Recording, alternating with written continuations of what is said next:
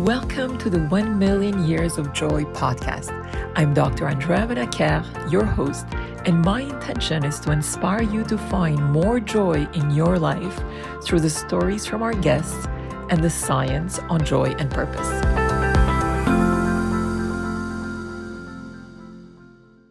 Dr. Max, welcome. It's such a pleasure to have you with us today. Fantastic to be here. Thank you so much for inviting me and finding me. Thank you. It's an immense pleasure. I actually found you because I've been reading your books, which are absolutely amazing. And I was wondering if we can maybe start the podcast with your personal story. You're a strategic psychologist. You've written a multitude of amazing books, and you also have an incredible creative talent. And I'd love to hear your journey. Where did it start in your younger days? What was your passion when you were a child or in the early start of your career? And how did you evolve into basically becoming a strategic psychologist? Well, a little like Sherlock Holmes being a consulting detective, I am the world's only strategic psychologist. Because what I'm really interested in, I am a psychologist, and I have a doctorate in strategy and an MBA and a computing studies degree, those kind of things. So I am qualified, but I was always interested in how the future is shaped, what was just around the corner, but also how did I get here? How had I arrived into the world? You know, you don't ask to be born. I suppose there are some religions and theologies that think you did, but I don't think you did. You're suddenly just there. Mum and dad found each other somehow, and there you are, egg fertilized, and you burst into this world. And I was fascinated from that, really from before I can remember, but certainly from a very young age. I was one of those kids who was described as hyperactive, and which is fashionable now to be hyperactive, and ran around from 9 months, would throw himself out of his cot and go exploring the house, and was encouraged to do so. In fact, I lost part of a finger by climbing up on the furniture and pulling a television down and chopping it off. So that's the kind of kid I was, just discovering everything, cutting telephone wires, getting my brother to cut things, dismantling things, putting them back together, amusing myself, seeking sensation, seeking to understand the world I found myself in. So I guess the short version is that, just born to it, thrust into it, just voracious for ideas and sensation and life. And that was really nurtured, that nature, by my parents.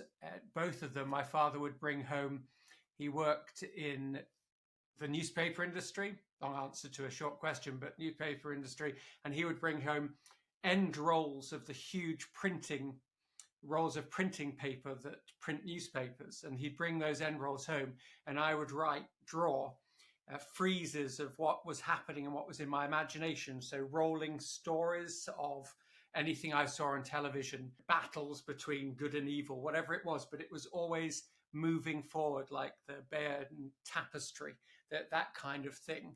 And my mother too would just, Sesame Street, books, drawing, theatre, circus. So you always had all of this stuff bubbling around. And I've tried to keep going back to what I was prior to even being born and continue to self-nurture, because it seems to make me the most happy in my life when I get back to who I was at the beginning. Wow. And how did all these creative and inspiring experiences lead you to choose a path to pursue a career in the world of psychology and ultimately strategy? I was very aware of the nature of rules and traditions and behaviors around me. So I don't tend to take things for granted. I don't tend to think of reality, social reality, as something that's really fixed. It's something that clearly is human-made. We have made our perceptions of our reality. So again, right from the start, I was aware that I wanted to know, but why? I suppose lots of children do that, but they can grow out of it.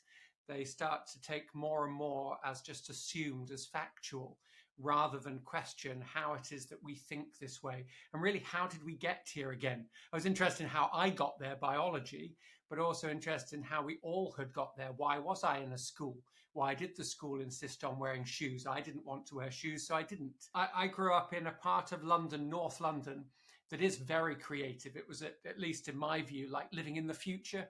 So this was an area that was very intellectual in a creative way at North London, but then also had welcomed in and truly welcomed in many, many generations of people who had immigrated. I'm not calling people immigrants who have immigrated, people who had come into the country. And at my school, we had 100 different nationalities, and that was just normal. And you had good guys and you had bad guys, but it was nothing to do with where they came from. And you're eating everybody's food, and you're sharing everybody's culture and their stories and their jokes and everything else. And so North London was a place that was right at the forefront of saying, well, we've got a lot of cultures here. We've got a lot of different ways of doing things. Why don't we enjoy it all and, make a room at the table for everyone? So I think, again, that nurtured things. Actually, right in the middle of this, there was a teachers' strike in London in the 70s. And as a result, we were all kicked out of school and had to be homeschooled for a year or so. And again, I remember how inspirational that was, because suddenly it was my mother who was providing what I was going to do. And there was no sense of a curriculum that was fixed or formal. So that may not have helped me to learn my multiplication tables, but it certainly enabled me to see that there were a lot of different things that were valuable. And so it's proved in my life. It's clear that your sense of curiosity is amplified. I now see, as a result of a lot of the things that you've described from your early days, how that transposes in a lot of your work. Like I even have here one of these books, so and I absolutely love the way you've written this book in such an edgy, creative way that also has tremendous value from a leadership perspective. And I'd love for you to maybe start taking us through the process of some of the concepts that you have in your book here related to innovation. How can leaders spark greater curiosity and innovation within their respective teams and make sure that their culture is actually fueled with immense innovation, because that's what allows us to progress and advance forward and create a better future rather than be stuck in the past? Yes, it does. I think if we're going to go there, I think it's quite important to look at one of those fundamental facts, which is that people are different. That this may startle some of your listeners, but people are different. So we have different personalities, different sensitivities, different perspectives, different life histories. And that means that our view of anything is different. And that also means that even the subject of curiosity, some people are afraid of what is different. We know this, just like some people are allergic to something, some people are allergic to difference. Some people are scared of being creative. Some people simply do not want to be any of these things. And so one of the very simple ways of looking at this I use with my clients, and you rightly say that when I'm presenting, I draw on a huge canvas as I'm explaining things. So you'll just have to imagine this. But I draw just a very simple 2x2 grid. And I look at how people relate to rules, whether they are highly constrained to follow the rules or whether they feel that rules are nothing to be constraining them at all. So low to high. And then the level to which people are really committed to the purpose and to they're pro-social. They want good for others. And what you find is that people who really follow the rules and are pro-social are what I call good angels or angels. They're fantastic people. They follow the rules for all the good reasons. They like things to be neat and tidy. They do not want to be ultra creative, certainly not at the cost of mess, but they're good people. Then you have those people who follow all the rules all the time, but they do it because they don't care about other people. They just follow the rules because it's good for them. Then you have people who never follow the rules and don't care about anybody else one way or the other, the rebels, just these anarchistic people right at the edge. And then you have the mavericks who care about Other people, they're very pro-social, very collective, but they also break the rules for the good of the group. So if people can hold this in their minds, these four different extremes, if you will, you can see that if you are trying as a leader to help people to be creative, people will find it harder or easier, and they will do it for different reasons. So you cannot treat everybody the same. You can't just go into a creative session and say, hey, isn't it wonderful? We can all be geniuses now. Don't you all love it? Because some people do not. And they need different reasons for doing it. And I think that really helps to understand that you cannot have a one-size-fits-all nature of being unique. You have to work with the ways that people are and the ways that they're not. And perhaps we'll get into that in terms of differing psychologies with all behaviors and the way people pursue joy as well, and difference and risk and danger. We're not the same person, and it's a mistake to think we are. So let's dive deeper into that. Well, a book you haven't read yet, but certainly I think fits this topic, is a book I wrote called Now, The Surprising Psychology of Always Moving Forward. And it is in that book that I say that joy is not a distraction. And this came from a real deep dive into the psychology of what you could call functional impulsivity. So we all tend to think, many people tend to think of being impulsive as a bad thing. They were so impulsive they got into trouble, that kind of stuff. But what I found in my own experience was that some people just dive right into things and things go well. And other people hold back and think and think and think, and things go badly. So I could think of counterexamples where being impulsive was a good thing and being cautious was a bad thing. Likewise, clearly the reverse. Impulsive is a bad thing, caution is a good thing. So again, I wanted to understand this. And as I looked at the research, I found that people have done some fascinating research on functional impulsivity. And then another couple of people did some great research on two different ways of looking at and behaving in the world. They were assessment. On the one hand, this is the idea that somebody considers everything in that cautious way. And then on the other side, this functional impulsivity. And these differences really led to different results. And that I call these people who are functionally impulsive nowists. Because what they're doing is always saying, I'm not going to wait forever, because if you wait forever, if you never jump, if you never leap, then you do nothing. You never start anything. You never take the pleasure in anything, because something could go wrong. Somebody could judge you in 5 minutes or 10, from 10,000 miles away. We're even worried about people judging us who are dead. And there's a fact there'll be people out there listening to this thinking, oh yeah, but what would my mother think? What would my grandparent think? And they're not even there, sadly, anymore. We worry about strangers. We worry about all these other people. And as a result, we don't leap and we can't start. And if you don't start, you're finished. So what you really want to do is to be capable of leaping and looking at the same time and trying to take the pleasure now, because you don't know about tomorrow, do you? In a sense, there is no long term. I mean, there is. That's why we shouldn't be short-termists. But on the other hand, it's made up of now. The future is made up of things that we do now, every little bit. So I don't like to wait to the end. Grit. Some of your listeners will have read the book Grit, and that's fine and everything. But I worry about it a little bit. I think, so what you're saying is you're going to decide on a course that is going to take you a decade or more. And then you're not going to have any fun or enjoyment or pleasure until the goal is achieved. That's what grit is to me. Really? Well, what if you die on year 9? What if your whole life is made up of only one moment of happiness before you start the next thing? It's very much the same with the marshmallow theory. Marshmallow theory says that discipline is important, and that if you test children and you tell them that they can have 1 marshmallow now or 2 marshmallows in half an hour, that it's better if you wait. Is it? Well, the writer of marshmallow theory says no.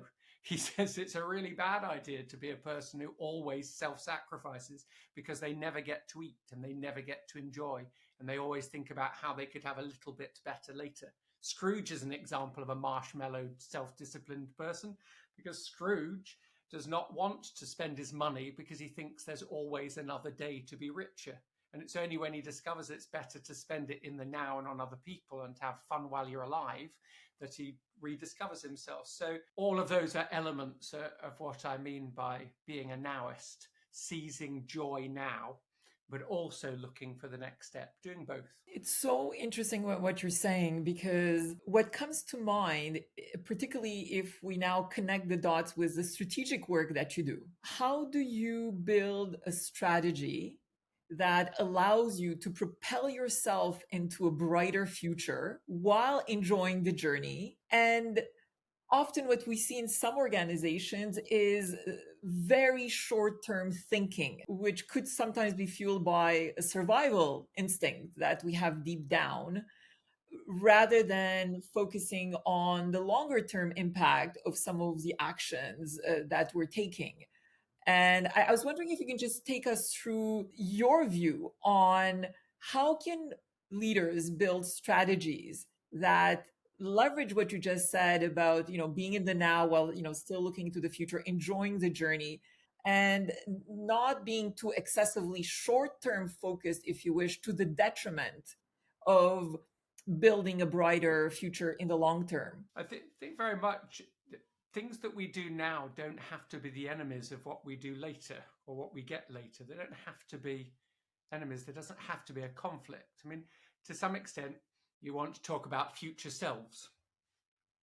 At this point, you're thinking, what will I think about my decisions now in the future? Should I sow a seed now so that I can get later, or should I eat it all? All of these lessons about Aesop's tales, about tortoises and hares, or the idea of the grasshopper and whoever, the ant, all of these tales that we're told, suggesting that it's always best to self-sacrifice. No, but at the same time, if you only keep yourself busy doing what appears to, and only get the reward that you can get for today, you're stealing from yourself later. So what I try to show groups is that binary thinking is a mistake. You don't have to have one or the other. You truly can have both. And I try to show people how to do what I describe as a twofer or a threefer. In supermarkets, you can get 2 for the price of 1. What you're looking for is 3 benefits for the price of 1. You're saying, well, what if I can enjoy today and I can earn enough or make my boss happy enough, but I also get benefits in a month and in a decade? Is that not the best of all of the options? Why can't I choose that rather than one or the other? Because it would be a big mistake. There's an area of psychology and philosophy going around now, which is all about how the future is way more important than the present, because there will be more people alive in the future. Well, sure, but we may never get there. And also, wouldn't it be terrible if we wasted a century or 2 centuries being miserable just so somebody could be happy in 200 years, which again may not happen? So I'm trying to help people to see how they don't necessarily have to choose between those two, and they don't have to make the present and the future enemies. It really is not the case. It's not the case at all. There is always a better path that includes both. And so that's why I invented speed strategy, to allow people who are very short-term focused and need a response very quickly to not get bogged down in lots of planning, but instead to spend their time thinking so they got rewards quickly. So that even 15 minutes with speed strategy is rewarding. It's a relief. It allows you to think better tomorrow, but you spend a little bit more time with it. Every day is better than the previous day. So speed strategy is a way of getting around this juxtaposition, this conflict, I should say, and ensuring an effective harmony between these 2 points. And I love the term harmony that you just used now. And I know in one of your books, you're talking about the pitfalls of this over focus in one specific area, right? That allows you to miss out potentially on opportunities that may be lingering on the side and that you're simply blinding yourself to. So can you just Yeah, share yes. some details around that? If you you have to sort of create blinkers. If you don't see the big picture, you only see the small picture. If you only keep your eye on the prize, what about the stuff that you missed from either side? It cannot be right to if you don't look over your shoulder, then you could get hit by something you never saw coming. If you don't think before, but beyond your particular next goal, what about if you miss out on the stuff that cannot be replaced? I mean, so many regret isn't the thing that you should really be living with all the time. But the lovely thing about strategic thinking, and I should pause a second and just say, what I mean by strategic thinking is using your imagination and your memory to learn from the past and get to the future in time. You're just imagining possibilities. You're reading books, you're reading biographies and fiction, and you're watching movies, and you're thinking all the time, okay, so what does this tell me about the future that would allow me to make changes while there's still time to benefit from that? And that's a very different thing from just writing a plan. It's thinking, it's feeling your way to something. And suddenly you go, oh, well, I better actually set up that dinner date with my parent because whatever else I've got going on, I'm going to be without that parent for at least 20 years. I mean, that's the way biology works. Your parents don't typically have you before they're in their 20s. So they are unfortunately going to die and you've got 20 years without them. So suddenly you go, well, the value of being with them must be grasped now. And it's the same with so many choices, using imagination. Imagination and strategy, again, are not in conflict. So the creative person can be incredibly strategic in their day-to-day life. So yeah, that's a way of bringing it together. Be strategic, be creative, be imaginative, be strategic. Look far into the future, but also look at how the present constructs the future. So if I can create, every day I walk out, I love walking, I love climbing, I love dancing, I love being with people, I love drawing, all of these things.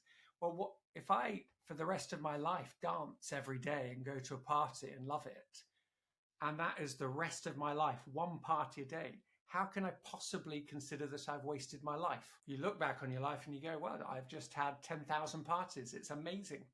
And I've seen my father every Friday. That's so good.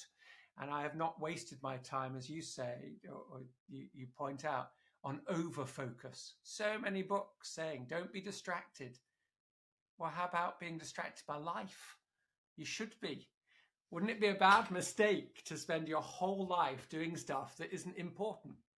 I mean, that's the mistake. So as you say, there are books that tell you to only concentrate on one thing. Really? You are limited to one thing? Surely you're more things than that.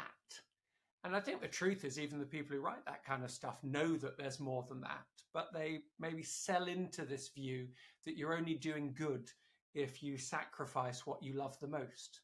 I think that's occasionally true, but it's very rarely true. And actually, when you get to the heart of it, the only good sacrifice is one made for what you love the most. So let's talk actually about your joy and what brings you joy. You shared some of the dancing and some of the joys of walking, climbing. Tell us, what are the multitude of sources of joy in your life? People are right up there because people are so fascinating. That's a whole other brain that you're interacting with.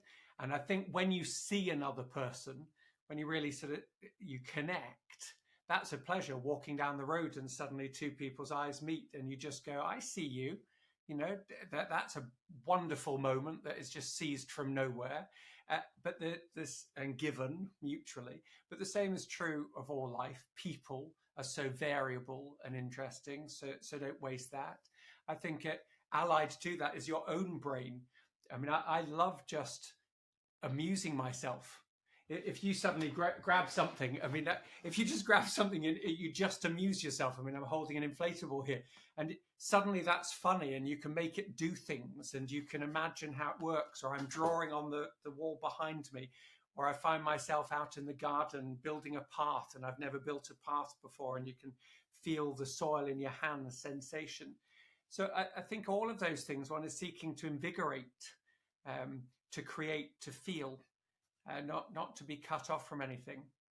It's a bit, I love de Beauvoir, the philosopher, and Jean-Paul Sartre. Love them because what they're always doing is saying, but there only is the feeling we have and the freedom we have, and giving that to other people. So giving freedom to other people is a great joy. Seeing the light come on in their eyes, the Beauvoir and Sartre, to I suppose you're in Canada, so it's okay to be French, and Romania, they love the French, so that's okay too. But the idea that they both have, that we should view other people as subjects, we should view other people as real things, not as things that are inanimate, not as objects to be used, but as subjects that are as free as we are. And when we do that mutually, suddenly life is better.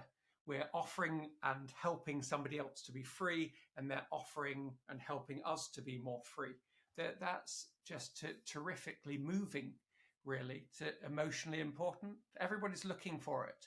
And Sartre talks about two things that might be of interest to your listeners. One is he describes a waiter in a restaurant, and he describes a waiter pretending to be a waiter, acting the way that waiters are meant to be. Well, that's bad enough, perhaps, if the waiter spends his daily life pretending to be something rather than being a full person. But it's also damaging, I think, to the customer who treats the waiter as a thing rather than as a real person. This is terribly self-limiting. No, they're a person, they've got a life, they have feelings.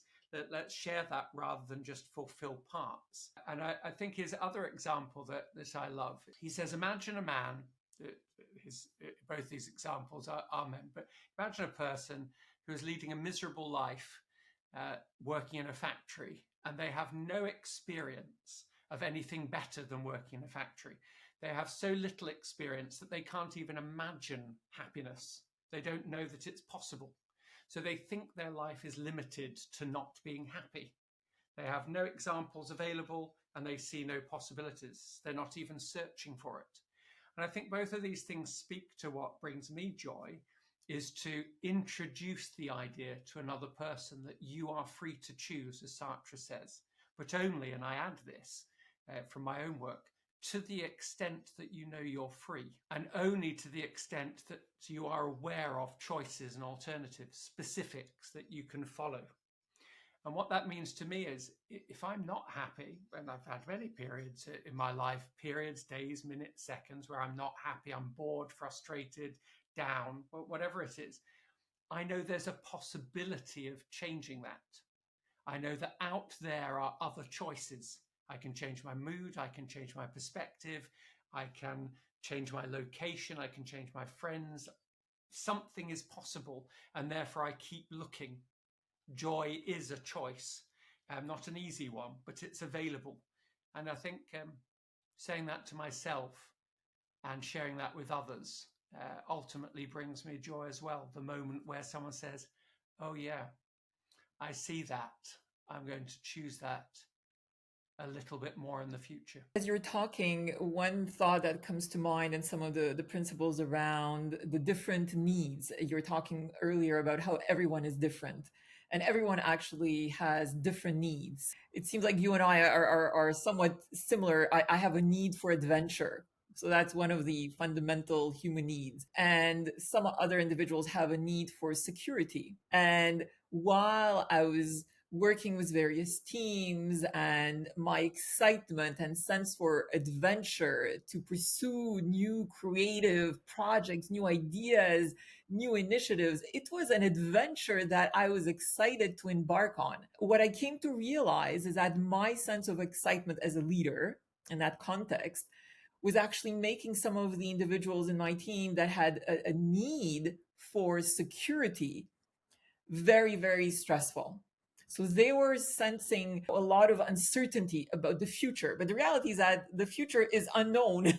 No one can actually predict the future, right? But what I sense is that they were happy in having a sense of stability, and all these initiatives and opportunities that I thought were, phenomenal to pursue and really get everyone engaged and excited about, was actually creating stress for some of those individuals. What advice would you have for some leaders that may be struggling, as I said, with some team members that really may have a very heightened need for security and for stability, to actually get them to, on the spectrum of excitement about innovation and possibilities? How do we actually facilitate that transition for those individuals?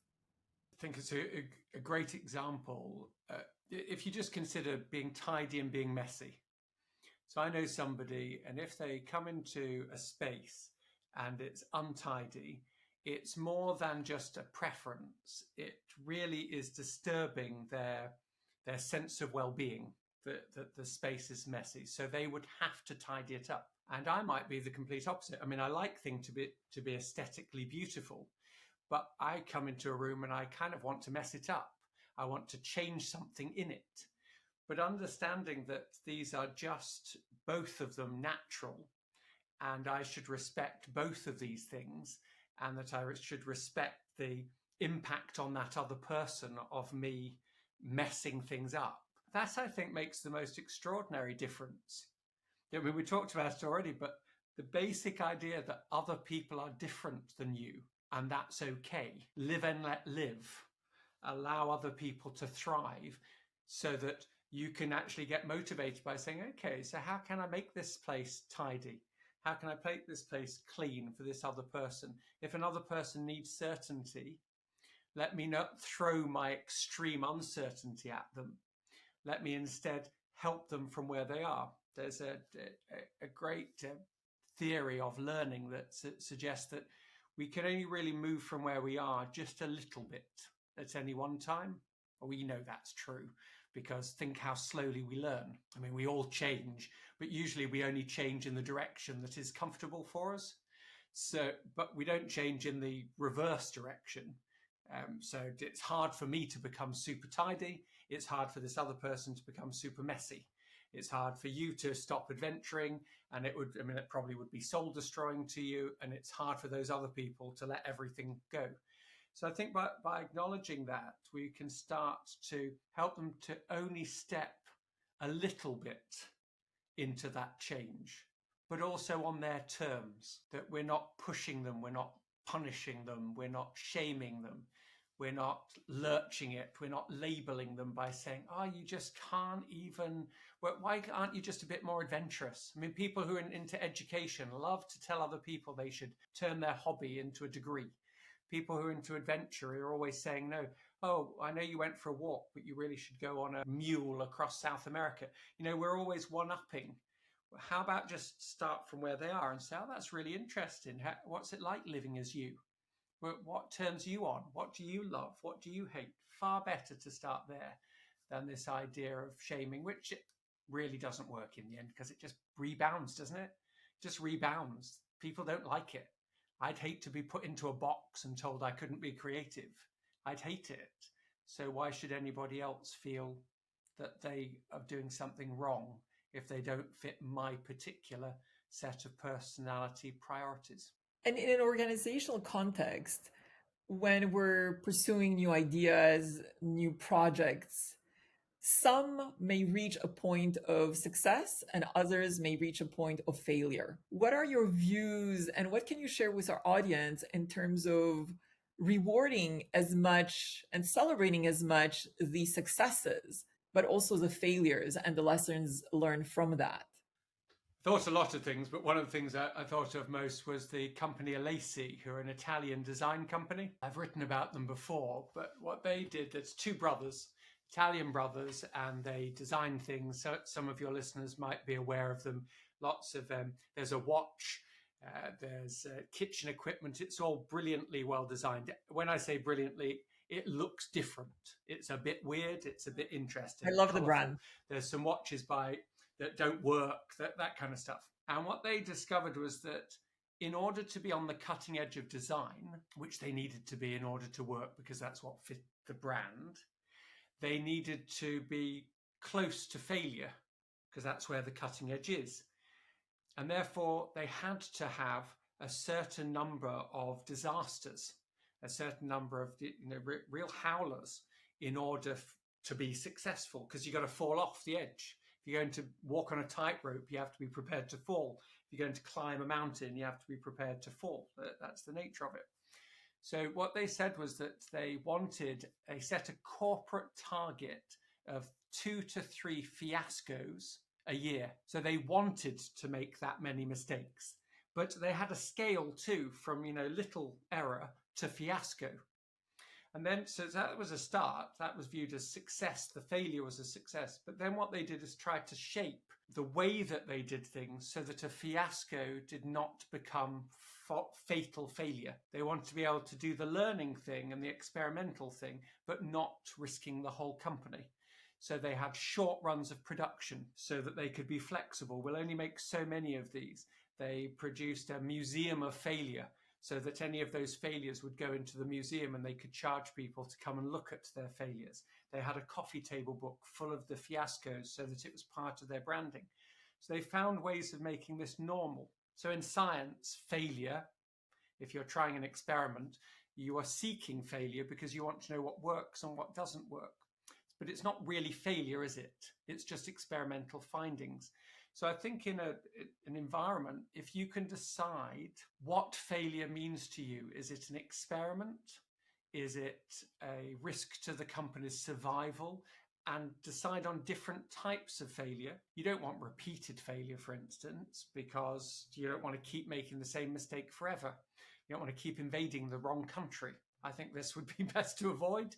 So you have to make a distinction between failure that can be beneficial and failure that would be best avoided, and treat it differently so that people continue to learn. And then give maybe people rewards for sharing is another good example. The failure of the week, the cock up of the day are ways of doing it. But it can't just be performative, because if it becomes shallow, people know that you're only sharing failures that you're happy to share. I think far better to talk about maybe experimentation and learning than just encourage failure. And we are just about to head into an efficiency period for the whole world. And I think you'll hear less about fast failure and more about justifying your job.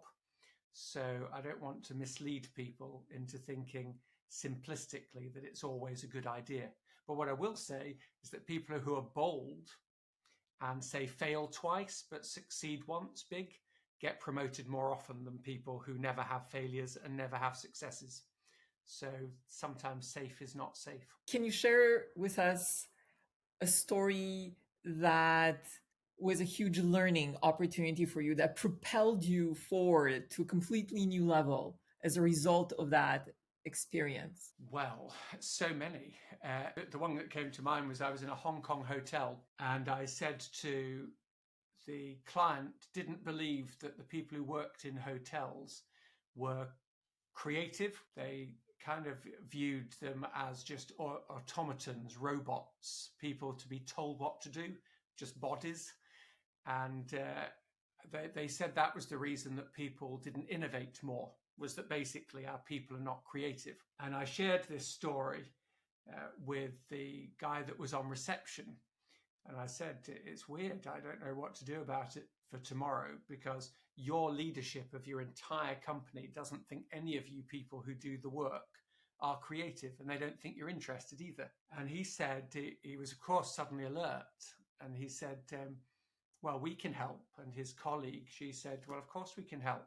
What do you want us to do that can show that we're creative? And I said, well, how about planking? This thing called planking was popular at that stage, which is where you pretend to just lie on the floor, you lie in weird places, you just still planking. They can look it up, take bizarre photos. And they said, okay, well, what if everybody in the whole hotel produces the best planking photo they can overnight, just to show everybody tomorrow? We'll send you the photos just to prove to everybody that we are creative.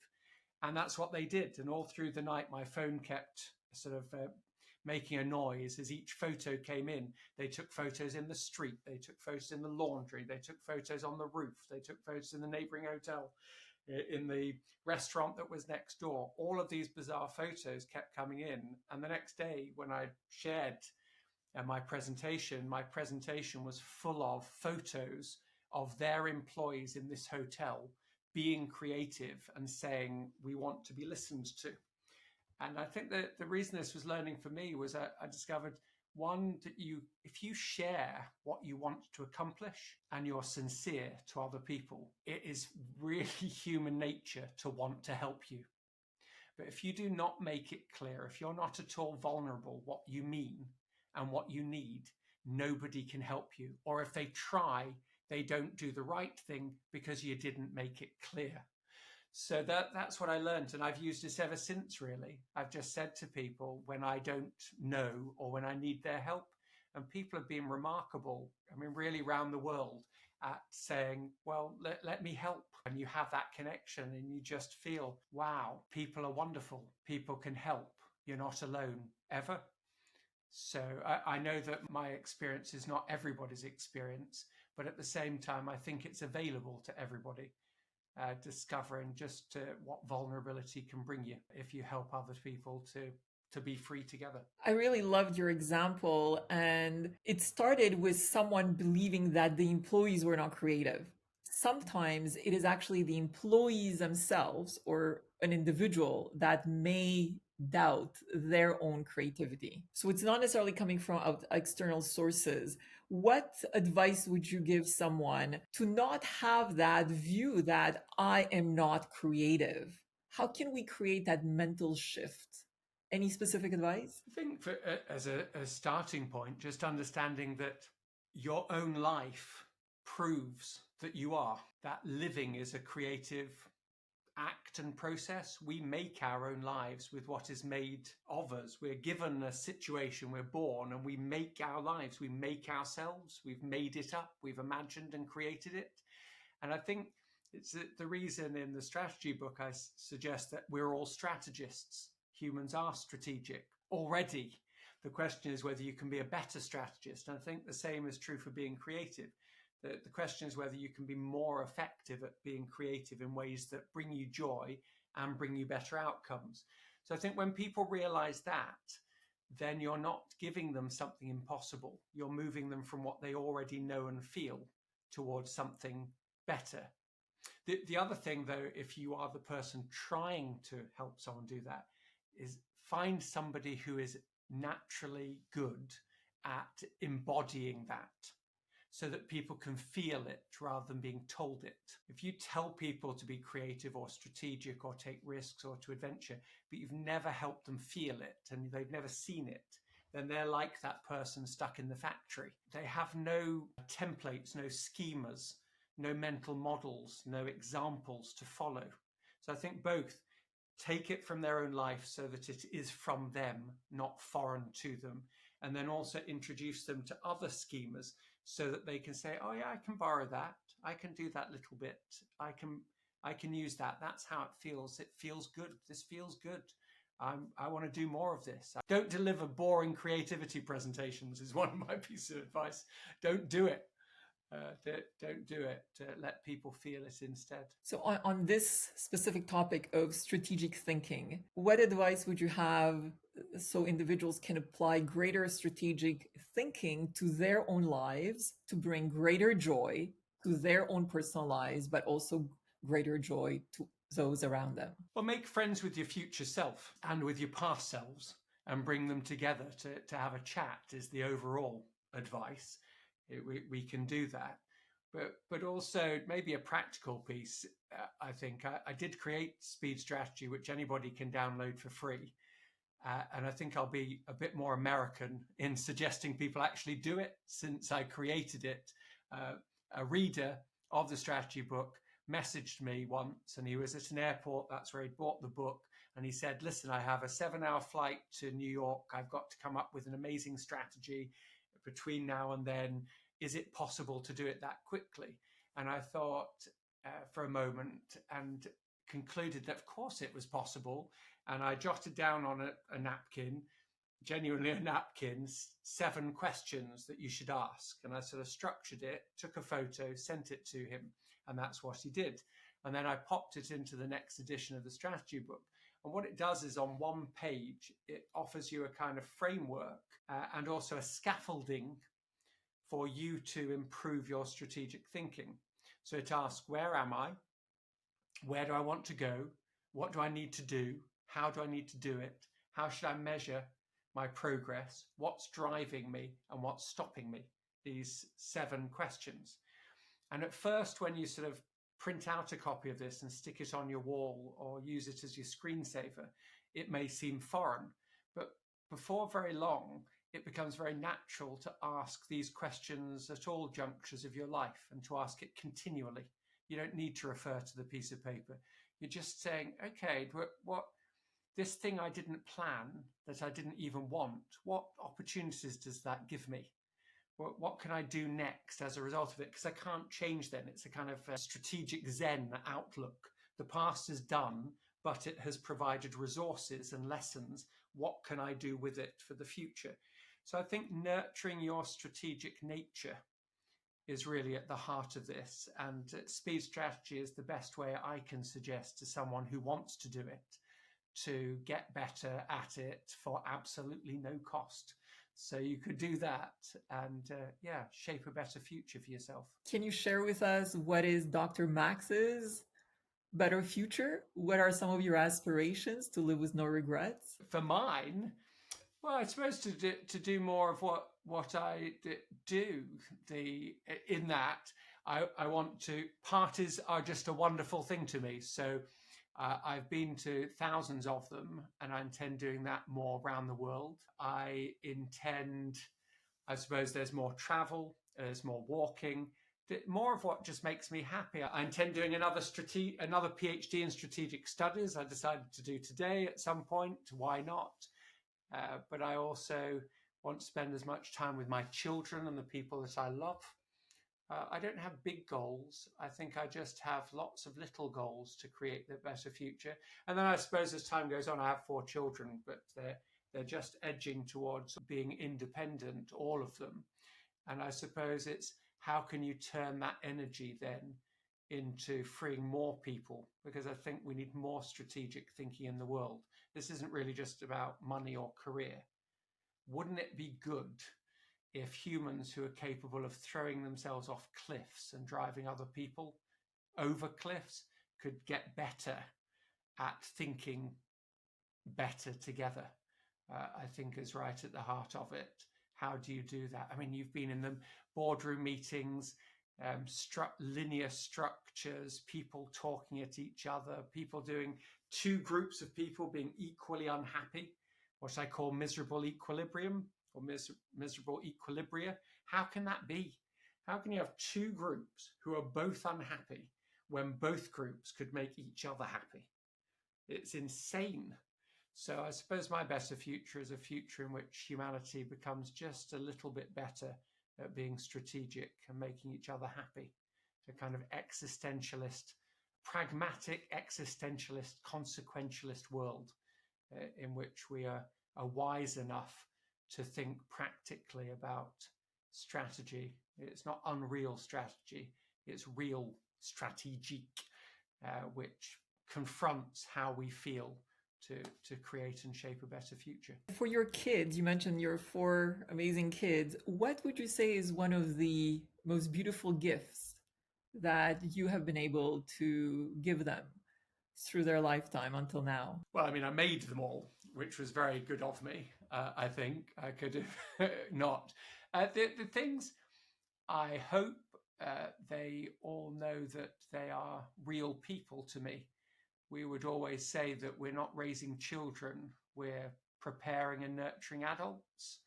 So even as little peeps, they're only ever 1 year for a year. They're only ever 2 for a year. They're changing all the time. And I think being seen as a real person all of your life is much better to leave you happy for the rest of your life. I want them to be whoever they want to be and to feel confident enough about it and to know that, look, my parents absolutely love me, but also trust me and they're there for me and they'll pick me up, but they'll also let me fall down on my own. All of those things. So in their lives, that's what they've become. I won't, because it's their lives, talk about it, but they're free to be themselves as far as gender is concerned, sexuality is concerned, their job, whether they want to work or not work, to be self-employed, to be creative, to get a PhD in neuroscience, as one of them has done, or to work in the film industry. I think you give somebody a great gift when you treat them as a real person for their whole lives and teach them how to enjoy freedom, and that joy, again, is not a distraction. There's nothing, get the thing dirty. Consider money as only money. You have to grasp it while it's hot. I think, isn't that Snoop Dogg's advice? Essentially, you don't want to wait to live until you're cold in the ground, and they all know that. Also, going to parties with them and dancing on a huge dance floor with all of your children is the very absolute best feeling. Dr. Max, it's been such a pleasure to have you here with us today. Would you like to add any final thoughts? Well, it's been an absolute pleasure too. I'm aware that I haven't asked you any questions, but it's your podcast. It's been an absolute pleasure. I think to people, you are free, and you are more likely to be happy in your freedom if you learn to be more strategic about your pursuit of joy. And when I say strategic, I just mean effective at shaping your future. And a lot of that is enjoying your present, seizing hold of it and looking for opportunities. So good luck to you all. I'm sure you'll succeed. And on those beautiful words, Dr. Max, it's been such a joy to speak with you today. Thank you so much for your time. Absolute pleasure. We'll talk again, I'm sure. Thank you.